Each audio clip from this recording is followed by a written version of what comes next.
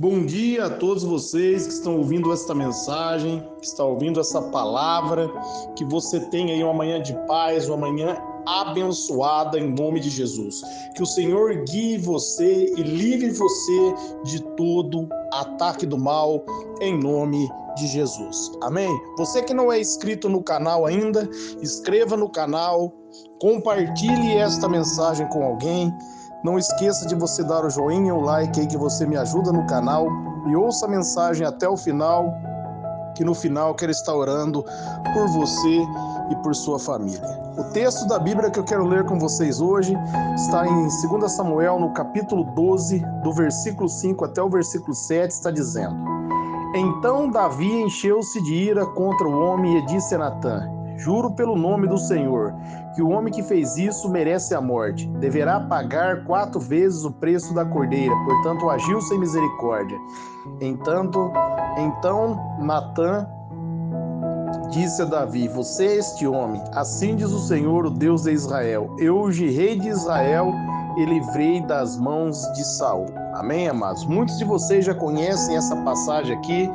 Esse é o momento a qual o Senhor falou com Natã, e Natã veio até Davi para corrigir Davi. Davi havia errado ali, no momento que Urias estava em guerra. Davi no terraço ali cobiçou a mulher de Urias, Betseba, e se relacionou com a mulher de Urias, e essa mulher veio a ter um filho, e Davi colocou esse homem na frente da batalha para que ele fosse morto, para encobertar ali, o erro a qual ele havia cometido. E no momento que o Natã vem contar essa história, Davi não percebeu que era ele, E nessa época aqui o rei ele era considerado como um juiz, a autoridade máxima, as causas eram trazidas diante dele. E Natã apresentou essa questão como rei, e como rei Davi levantou e falou que esse homem agiu sem misericórdia e ele merecia pagar 4 vezes mais. No momento que ele fala isso, o profeta Natã se levanta e fala: Este homem é você. Pelas próprias palavras de Davi, a sentença veio sobre a vida dele. Talvez se Davi naquele momento ali tivesse falado com Natã: nós devemos ver o que aconteceu com esse homem, nós devemos ter misericórdia, devemos dar uma oportunidade para esse homem, a sentença de repente poderia ser outra sobre a casa de Davi. Como ele falou ali, que esse homem deveria pagar 4 vezes mais, ele matou ali, o Urias, o capitão ali, um dos capitões dele ali, um dos valentes dele, ele mandou matar, colocar em linha de frente. Dessa maneira, como ele falou com a própria boca dele, os 4 filhos de Davi vieram a falecer. Primeiro ali o filho de Betseba, depois ali, Aminon ali, ele foi morto por Absalão também, que era um filho de Davi. Depois Absalão ali, ele foi morto por Joabe, porque ele havia ali tomado ali o reinado de Davi. E por último ali, no momento que Davi já estava velho, havia ali ungido Salomão ali, Adonias se levantou para tentar ali se tornar rei, e Salomão deu a ordem para que Adonias fosse morto. Então, dessa maneira ali, Davi pagou por 4 vezes, porque a sentença saiu pela boca de Davi. Como Davi julgou ali sem misericórdia, também ali sem misericórdia veio o julgamento para a vida dele. Por isso nós devemos tomar cuidado com as nossas palavras. Eu quero que você reflita nisso. Da mesma maneira ali, quando Adão pecou, o Senhor se chegou diante de Adão. Se Adão se arrependesse, falasse: Senhor, eu errei, certamente a punição seria menor sobre a vida de Adão ali. Deus teria tido misericórdia. Antes de Deus trazer o juízo, Deus sempre dá a oportunidade para as pessoas se arrependerem. Foi assim com Noé, foi assim com Sodoma e Gomorra. Deus nunca traz o juízo sem antes avisar.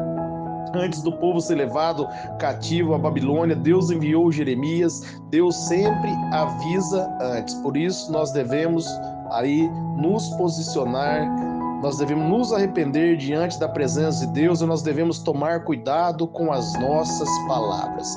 E Mateus, no capítulo 12, no versículo 36 e 37, olha o que Jesus está dizendo: Mas eu digo que no dia do juízo os homens haverão de dar conta de toda palavra inútil que tiverem falado. Pois por suas palavras você será absorvido, e por suas palavras você será condenado. Você viu a importância de você tomar cuidado com as suas palavras, porque cada palavra que você fala é uma semente que você planta. Por isso você tem que tomar cuidado com suas palavras. Davi foi entender isso mais para frente ali no Salmos 45, no versículo 1, ele vai dizer, ó: com o coração vibrando de boas palavras, recito os meus versos em honra do rei. Seja a minha língua como a pena de um hábil escritor. Porque, meus amados, a pena de um hábil escritor, ela escreve, e de acordo com que ele pronunciasse as palavras, ele ia escrever ali o futuro dele. Davi aprendeu, ele compreendeu ali, né? Ele caminhou com Deus, ele se arrependeu dos seus pecados ali, e dessa maneira ele compreendeu, ele passa a falar aqui que a língua, né, ela é como a pena de um hábil escritor, porque ela escreve as suas histórias. As suas palavras vão escrever o seu futuro. Por isso você tem que tomar cuidado com as suas palavras e com a sua maneira de agir. Ali em Mateus 7, no versículo 1, no versículo 2, Jesus está dizendo, ó, não julgue para que vocês não sejam julgados, pois da mesma forma que julgarem, vocês serão julgados. E da mesma medida que usarem, também será usada para medir vocês. Olha que palavra maravilhosa. Da mesma maneira que nós agirmos com a pessoa, Deus também vai agir com nós. Se nós agirmos com misericórdia, Deus vai derramar misericórdia sobre as nossas vidas. Por isso nós não devemos acusar as pessoas e nem condenar as pessoas. Nós devemos sim ensinar a palavra, sim repreender com sabedoria e trazer essa pessoa de volta a Cristo, orar por essa pessoa e não propagar ali o erro dela. Porque se nós agirmos dessa maneira, da mesma maneira que nós agirmos, Deus também vai agir conosco. Nós não devemos nos posicionar como juiz para julgar ninguém. Cabe a nós pregar o evangelho, orar pelas pessoas e abençoar a vida das pessoas. Quando nós nos posicionamos dessa maneira aí, nós trazemos a misericórdia e a graça de Deus para a nossa vida. Quando nós compreendemos que há poder na nossa palavra, nós refreamos os nossos lábios, nós nos tornamos sábios. Salomão ele vai escrever ali que até o tolo, quando ele fica quieto, ele se torna sábio.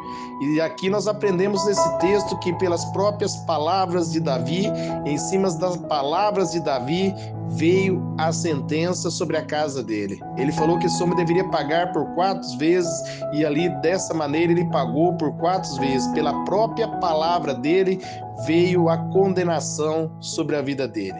Se nessa situação aqui ele tivesse se compadecido e tido misericórdia desse homem, certamente Deus ia ter misericórdia dele. Embora o Senhor teve, mas o juízo não teria vindo tão severo sobre a família dele, porque da mesma maneira que ele declarou, da mesma maneira que ele julgou, o julgamento veio sobre ele. Nós devemos aprender com isso. Nós não devemos julgar as pessoas, mas sim ensiná-las, falar do amor de Cristo e não apontá-las e não condená-las, mas apresentar um Salvador. Nós devemos agir com misericórdia. Nós devemos ter misericórdia daqueles que estão tropeçando, daqueles que caem.